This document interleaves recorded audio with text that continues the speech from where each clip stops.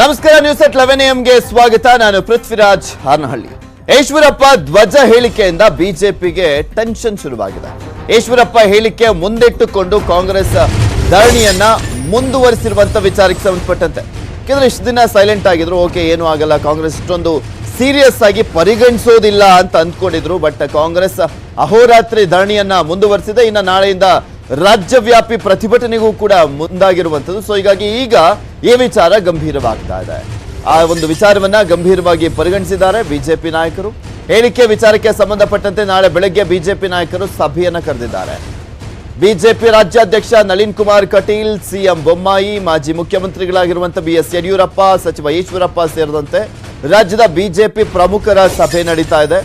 ನಾಳೆ ಬೆಳಗ್ಗೆ 7 ಗಂಟೆಗೆ ಬೆಂಗಳೂರಿನಲ್ಲಿ ನಡೆಯಲಿರುವಂತಹ ಸಭೆ ಹೈಕಮಾಂಡ್ ನಿರ್ದೇಶನದ ಹಿನ್ನೆಲೆಯಲ್ಲಿ ಈ ಒಂದು ಸಭೆಯನ್ನ ನಿಗದಿ ಮಾಡಲಾಗಿದೆ. ಮುಂದಿನ ಕಾರ್ಯತಂತ್ರದ ಬಗ್ಗೆ ಚರ್ಚೆಯನ್ನ ನಡೆಸಲಿಕ್ಕೆ ಸಭೆಯನ್ನ ಕರೆಯಲಾಗಿದೆ. ರಾಜ್ಯವ್ಯಾಪಿ ಹೋರಾಟಕ್ಕೆ ಪ್ಲಾನ್ ಅನ್ನ ಮಾಡಿದೆ ಕಾಂಗ್ರೆಸ್ ಹೋರಾಟಕ್ಕೆ ಯಾವ ರೀತಿಯಾಗಿ ತಿರುಗೇಟನ್ನ ನೀಡಬೇಕು ಅನ್ನೋದ್ರ ಬಗ್ಗೆ ಚರ್ಚೆ ಆಗುತ್ತೆ ಸಭೆಯಲ್ಲಿ.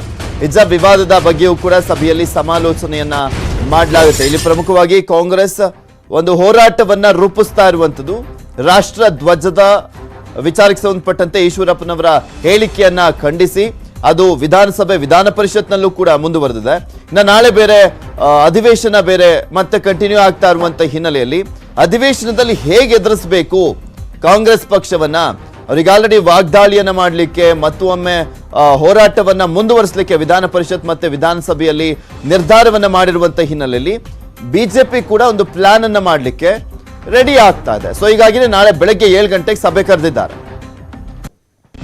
ಇದ್ರ ಬಗ್ಗೆ ಮತ್ತಷ್ಟು ಡೀಟೇಲ್ಸ್ ಅನ್ನ ನೀಡ್ತಾರೆ ನಮ್ಮ ಪ್ರತಿನಿಧಿ ಕೃಷ್ಣ. ನೇರ ಸಂಪರ್ಕದಲ್ಲಿ ಜಾಯ್ನ್ ಆಗ್ತಾ ಇದ್ದಾರೆ. ಎಸ್ ಕೃಷ್ಣ, ಕಾಂಗ್ರೆಸ್ ಈ ರೀತಿಯಾಗಿ ಒಗ್ಗಟ್ಟನ್ನ ಪ್ರದರ್ಶನ ಮಾಡ್ತಾ ಅಂದ್ರೆ ಈಶ್ವರಪ್ಪನವರ ಹೇಳಿಕೆಯನ್ನ ಖಂಡಿಸಿ ಅಹೋರಾತ್ರಿ ಧರಣಿಯನ್ನ ಮಾಡ್ತಾರೆ, ಹೋರಾಟವನ್ನ ತೀವ್ರಗೊಳಿಸ್ತಾರೆ ಅಂತ ಬಿಜೆಪಿ ಅಷ್ಟೊಂದು ದೊಡ್ಡ ಮಟ್ಟದಲ್ಲಿ ಊಹಿಸಿರ್ಲಿಲ್ಲ. ಬಟ್ ಈಗ ಈ ಪ್ರತಿಭಟನೆ ಬಿಸಿ ಮತ್ತೊಮ್ಮೆ ವಿಧಾನಮಂಡಲದಲ್ಲಿ ಚರ್ಚೆಯನ್ನ ಮಾಡಲಿಕ್ಕೆ ಮುಂದಾಗಿರುವಂತಹ ಹಿನ್ನೆಲೆಯಲ್ಲಿ ಇದನ್ನು ಈಗ ಸೀರಿಯಸ್ ಆಗಿ ಗಂಭೀರವಾಗಿ ಪರಿಗಣಿಸುವಂತಹ ಒಂದು ಮೇಲ್ನೋಟಕ್ಕೆ ಕಾಣಿಸ್ತಾ ಇರುವಂತದ್ದು. ಏನೇನೆಲ್ಲ ಚರ್ಚೆ ಆಗ್ಬೋದು ಅಂತ ಅನ್ಸುತ್ತೆ, ಏನ್ ನಿರ್ಧಾರ ಮಾಡಬಹುದು? ಈಶ್ವರಪ್ಪನವರಿಗೆ ಬೆಂಬಲವಾಗಿ ನಿಲ್ತಾರಾ?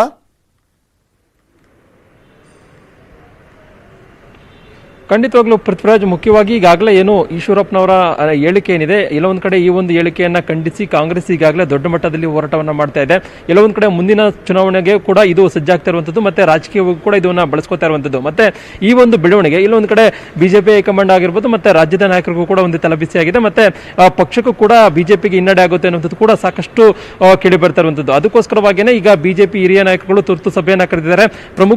ಪ್ರಮುಖವಾಗಿ ನಾಳೆ ಬೆಳಗ್ಗೆ 7 ಗಂಟೆಗೆ ಮಹತ್ವದ ಸಭೆಯನ್ನ ಈಗ ಬಿಜೆಪಿ ನಾಯಕರುಗಳು ಮಾಡ್ತಾ ಇರುವಂತದ್ದು. ಸಭೆಯಲ್ಲಿ ಪ್ರಮುಖವಾಗಿ ಹಿಜಾಬ್ ಸಂಘರ್ಷ ಆಗಿರ್ಬೋದು, ಮತ್ತೆ ಈಶ್ವರಪ್ಪ ಅವರ ಹೇಳಿಕೆ ಏನಿದೆ ಆ ಒಂದು ಹೇಳಿಕೆ ಆಗಿರ್ಬೋದು, ಮತ್ತೆ ಕಾಂಗ್ರೆಸ್ನವರ ಧರಣಿ ಏನಿದೆ ಅಂದ್ರೆ ಈಗಾಗಲೇ ಅಹೋರಾತ್ರಿ ಧರಣಿಯನ್ನ ಮುಂದುವರಿಸಿದ್ದಾರೆ ಸದನದ ಒಳಗಡೆ, ಅದನ್ನ ಮತ್ತೆ ಹೊರಗಡೆನೂ ಕೂಡ ಈಗಾಗಲೇ ಧರಣಿಯನ್ನ ಮಾಡ್ತಾರೆ. ಈ ಮೂಲಕವಾಗಿ ಒಂದು ರೀತಿ ಈಶ್ವರಪ್ಪನವರು ಒಂದು ರೀತಿ ರಾಷ್ಟ್ರ ಧ್ವಜಕ್ಕೆ ಅಪಮಾನ ಮತ್ತೆ ದೇಶಕ್ಕೂ ಕೂಡ ಅವಮಾನ ಮಾಡಿದರೆ ಅವ್ರನ್ನ ಸಂಪುಟದಿಂದ ಕೈ ಬಿಡಿ ಅನ್ನುವಂಥದ್ದು. ಮತ್ತೆ ಎಲ್ಲೋ ಒಂದು ಕಡೆ ಇವರು ಹಿಂದೂ ವಿರೋಧಿಗಳು ಅಂದ್ರೆ ಈ ರೀತಿಯಾಗಿ ಕಾಂಗ್ರೆಸ್ನವರು ಬಿಂಬಿಸ್ತಿದ್ದಾರೆ. ಮತ್ತೆ ಮುಂದಿನ ಚುನಾವಣೆಗೆ ಸಂದರ್ಭದಲ್ಲಿ ಇದು ಎಲ್ಲ ಒಂದು ಕಡೆ ಈ ರಾಷ್ಟ್ರಧ್ವಜ ವಿಚಾರ ಪಕ್ಷಕ್ಕೆ ಸಾಕಷ್ಟು ಡ್ಯಾಮೇಜ್ ಆಗುತ್ತೆ ಅನ್ನೋ ಒಂದು ಕಾರಣಕ್ಕೋಸ್ಕರವಾಗಿ ಇದನ್ನ ಯಾವ ರೀತಿಯಾಗಿ ಸರಿಪಡಿಸಬೇಕು ಮತ್ತೆ ಯಾವ ರೀತಿಯಾಗಿ ಎಚ್ಚರಿಕೆಯ ಹೆಜ್ಜೆಯನ್ನ ಇಡಬೇಕು ಅನ್ನೋ ಒಂದು ನಿಟ್ಟಿನಲ್ಲಿ ಒಂದು ಮಹತ್ವದ ಸಮಾಲೋಚನೆಯನ್ನು ನಡೆಸುತ್ತಿದ್ದಾರೆ. ಮತ್ತೆ ಈಗಾಗಲೇ ರಾಜ್ಯಾದ್ಯಂತ ಕಾಂಗ್ರೆಸ್ನ ನಾಯಕರುಗಳು ಎಲ್ಲಾ ಕಡೆ ಪ್ರತಿಭಟನೆ ಮಾಡೋದಕ್ಕೂ ಕೂಡ ಈಗಾಗಲೇ ಕರೆಯನ್ನ ಕೊಟ್ಟಿದ್ದಾರೆ. ಮತ್ತೆ ಆ ಒಂದು ಪ್ರತಿಭಟನೆ ಎಲ್ಲ ಒಂದು ಕಡೆ ಬಿಜೆಪಿಗೆ ದೊಡ್ಡ ಮಟ್ಟದಲ್ಲಿ ಡ್ಯಾಮೇಜ್ ಆಗಬಹುದು ಅನ್ನೋ ಒಂದು ಕಾರಣಕ್ಕೋಸ್ಕರವಾಗಿ ಈಗಾಗಲೇ ಚರ್ಚೆ ಕೂಡ ಮಾಡೋದಕ್ಕೆ ಮುಂದಾಗಿದ್ದಾರೆ. ಮತ್ತೆ ಪ್ರಮುಖವಾಗಿ ಈಗಾಗಲೇ ಏನು ಹಿಜಾಬ್ ಸಂಘರ್ಷ ಇದೆ ಎಲ್ಲೋ ಒಂದು ಕಡೆ ಇದು